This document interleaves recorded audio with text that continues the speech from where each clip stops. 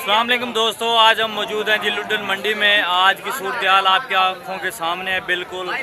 तो आज जो हालात हैं बिल्कुल ही नॉर्मल हैं और टाइम इस वक्त 5:51। ठीक है, तमाम दोस्तों से गुजारिश है हमारे यूट्यूब चैनल को सब्सक्राइब करें, लाइक करें, शेयर करें एंड वाचिंग फॉर वीडियोज़ करें।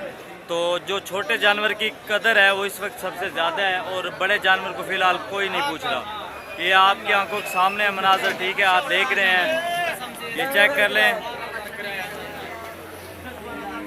हर साइड पे आवाम माशाल्लाह खचाखच भरी हुई है, ये चेक कर लें। एक से एक आला नस्ल के माशाल्लाह जानवर यहाँ पर मौजूद हैं, लेकिन जो बड़ा जानवर है फ़िलहाल उसकी कदर बहुत ज़्यादा कम है और छोटे जानवर की कदर बहुत ज़्यादा यानी कि सही जा रही है फ़िलहाल। ये आपकी आंखों के सामने बिल्कुल देख लें। आज लुड्डन मंडी के ये हालात हैं जी, चेक कर लें।